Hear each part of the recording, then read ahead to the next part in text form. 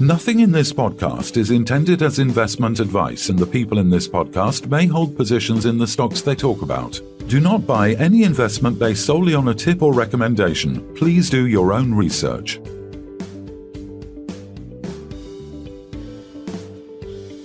Hello and welcome to the Midweek Takeaway. We're delighted to be joined by Colin Bird, Executive Chairman of Xtract Resources. Welcome back to the podcast, Colin. How's tricks? Fine, thank you. Things seem to be going along as we would want and expect. And things not bad at all, actually, Phil. Excellent. Yeah, I mean, we obviously saw the exciting RNS that Xtract Resources put out this morning, providing a drilling update on its Silverking Project, where recent diamond drilling intersected visible mineralisation and confirmed the extension of known copper-gold zones. Early results from the first hole show extremely promising copper and gold values, with assays pending for additional holes. Colin, you noted that initial findings suggest potential for a large mineralised system, and drilling continues to test geophysical anomalies and expand the resource base, with a focus on establishing the project scale and economic viability. Sounds like great progress, Colin. Just give us a bit more colour on these results. Well, we were pretty sort of pleased with what we got from the XRF spectrometer, and we've got a state-of-the-art one. We've got a fairly advanced machine, but nonetheless, the assay results from a laboratory. And this round of results that we've released are follow-ups from the XRF and our laboratory results. And as you say, quite promising. I think they're extremely promising when you start seeing, roughly about 30 meters. And over 30 meters, you're seeing grades of up to 4.5% copper. You're seeing individual grades of as high as 41%, 19%, 30-odd%. And then you're seeing silver grades of as high as 100 grams, 3 ounces. So when you look at silver at $33, there's $100 worth of rock. And then when you look at the 4.5%, you're looking at something like 450 tons dollar value in rock. And it's open pittable.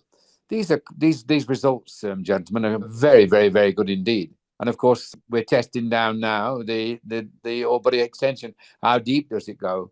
But at least we'll be able to open pit this down to about 150 meters, probably 200 meters, before we think of taking a decline out the pit to work the underground. If there is an underground, of course, we have to prove that, and we're in the middle of drilling that now. So yes, very exciting results. Couldn't have wished for anything better, Frank. Thank you. Actually, Phil, we just couldn't have wished for anything better. It's a splendid result. Yeah. I mean, as you say there, that from the first 3 holes, that 46 meters, 95 meters, and 66.2, suggesting potential open pit there. But I mean, looking at comparison, I think there's the nearby Katoomba deposit, and obviously we've already talked in the past about the Kamoa-Kakula, in the northwestern region there. But is this potentially, the potential for a high-grade copper deposit in this Silverking area? Because from my understanding, this is in the Mumbwa region, isn't it? It's not in the northwest. This is somewhere more centralized in Zambia. That's right. It's what people like to call the IOCG region. That's yet to be proven.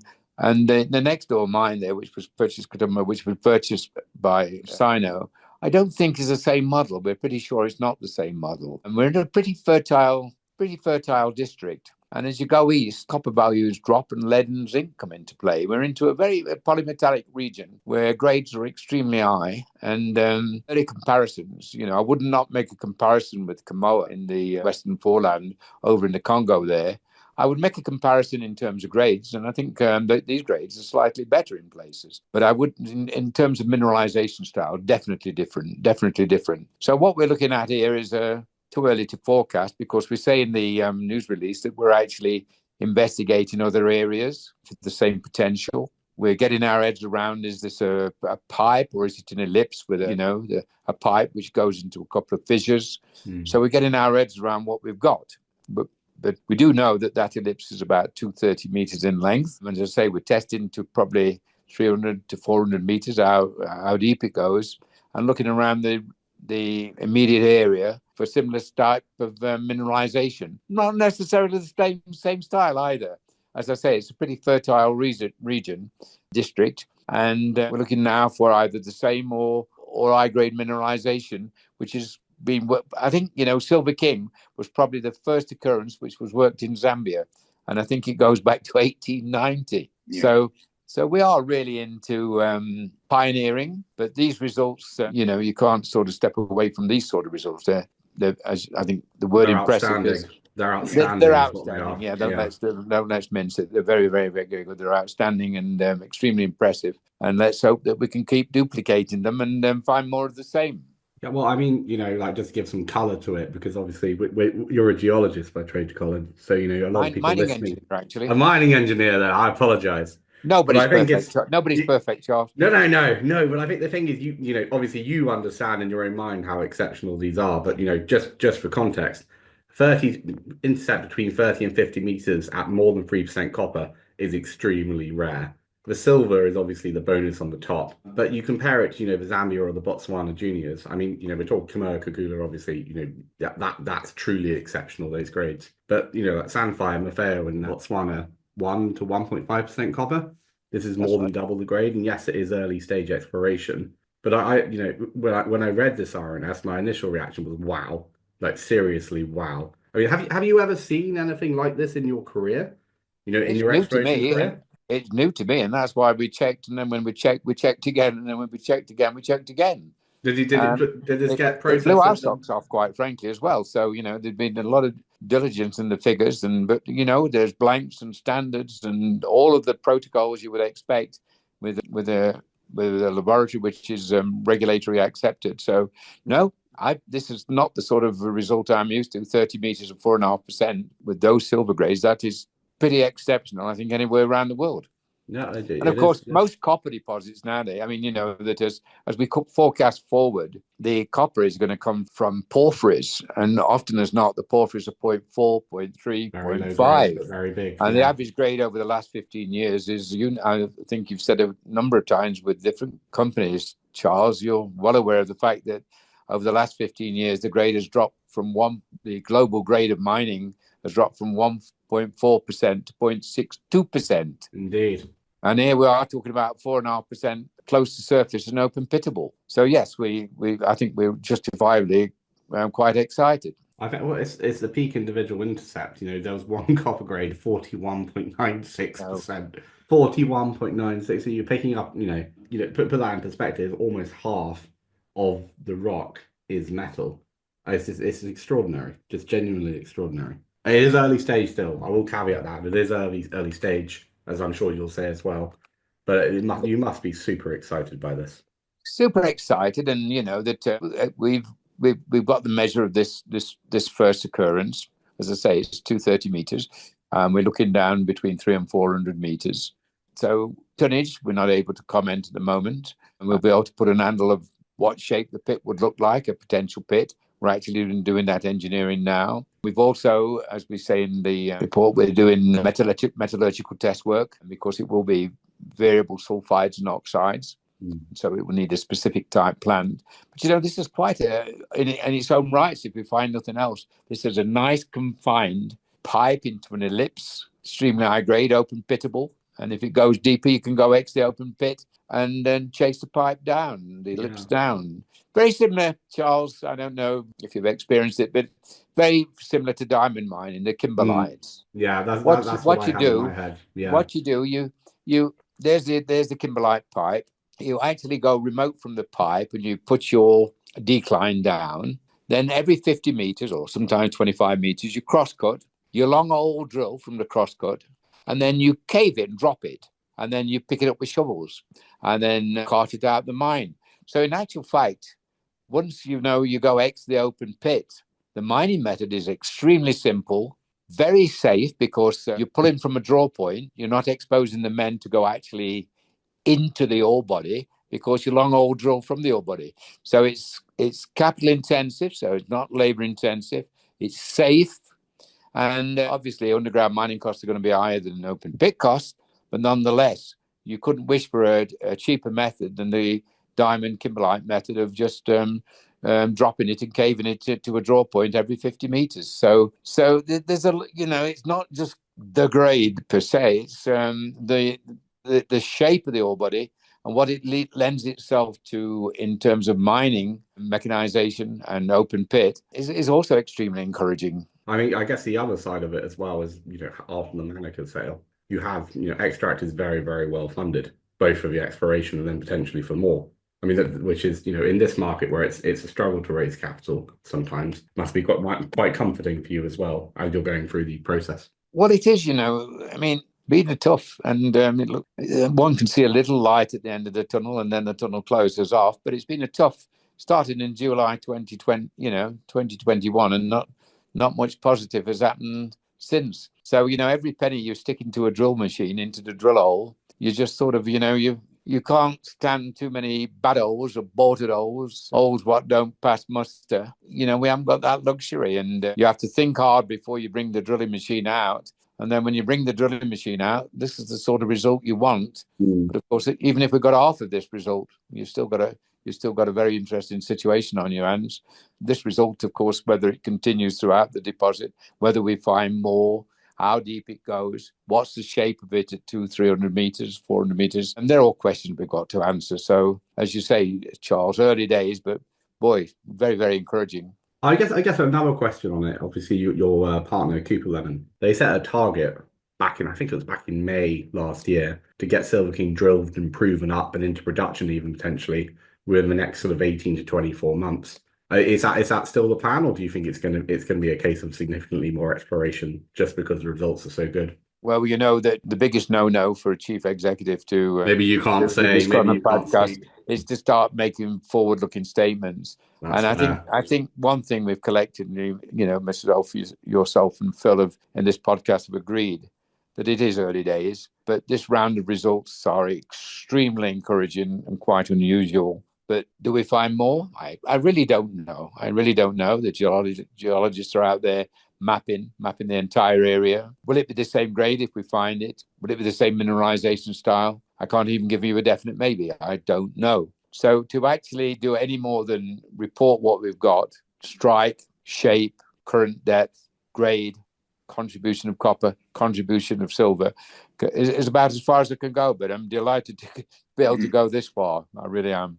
Yeah. I'm delighted as well. I think we all are. Phil, do you have a question? Yeah, I was just going to say, the one thing that after visiting the site probably about 18 months ago now, I remember, asking why it was called Silverking. And we now know, with these silver assays peaking at grades in excess of 100 grams per ton of silver, which you alluded there, was that the current silver prices represent a byproduct value sufficient to cover the majority of the potential future mining costs. So alone, that I wouldn't even call it a credit, because it really isn't. It's more than that. So what are your thoughts on that in terms of the silver alone covering the majority of any potential future costs? Well, quite frankly, if you look at the direct operating cost of a smallish mine, I guess you're looking at, $15 to $20 to treat, 10 to 15, let's call it 20 to mine, let's call it 15, that's 35. G&A, around about 3, that's 38, let's call it $40, $45, and you got $100 rock. So yeah, you're absolutely right, Phil, that the margin is there. If it was just purely silver at that sort of grade, absolutely. Yeah. You probably couldn't take it down to 150 meters, but you could definitely bring in a silver project.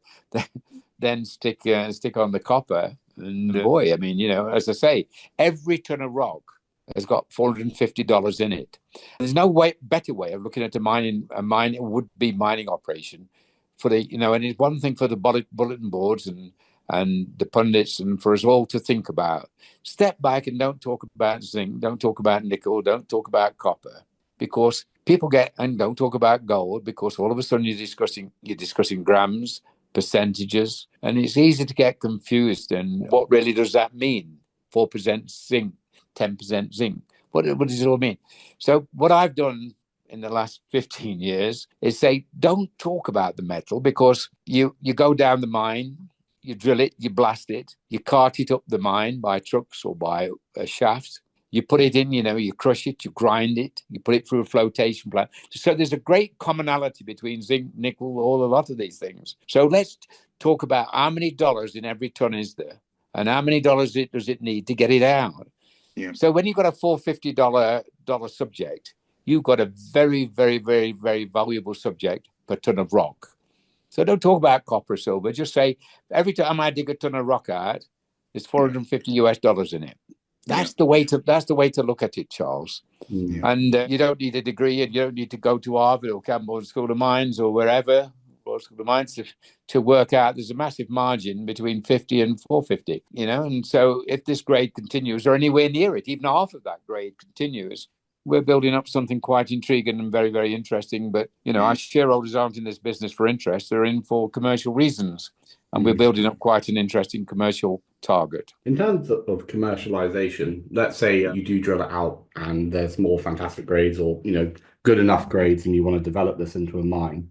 Are there roads nearby? Is there power? Is there water? Is there a processing plant you might be able to use? I've not been out there. Phil has, so maybe he'd be able to comment as well. Yeah, well, we'd have to build our own tailor-made. You've got a mixture of metals and you've got oxides and sulfides. So we would have to tailor-make our own plant. There are similar type projects in the area which we probably have got access to. So I'd like to think that there would be a common plant. The one thing about the Central Copper Belt, you have to design and tailor-make processing. Your processing route is basically for that deposit you're looking at, and it has to be purpose-made, tailor-made to suit the deposit, and that's what we'll be doing. But again, with that sort of grade and that sort of contained metal, it can stand its own plant, and the power is not very far away at all. We can bring the power in, and we know the cost of bringing the power in. So that's not a problem. And water won't be a problem, of course. So we're quite comfortable that we can stand alone in terms of getting to concentrate. And then last question from me, Colin, because we've been talking for a while. It's tricky sometimes. Obviously, you don't want to be too speculative, and you don't have all of the evidence. But just based on your decades and decades of experience, what are the chances this thing could be a big, very exciting deposit? Just from the early indications that we have. Obviously, we have the grades, but there's something to be said for having actually seen the material and been to the area and knowing it. What do you think? There's a good chance we've got something very, very special?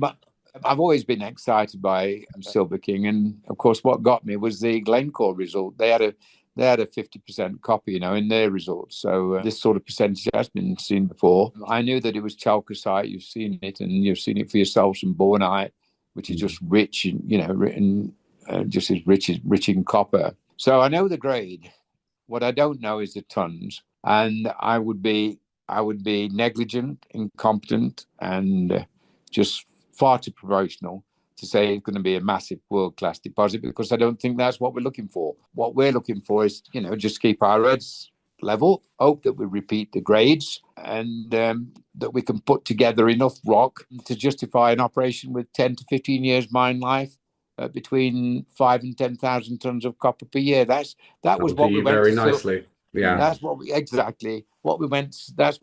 Silverking for, and hopefully it's shaping up that way.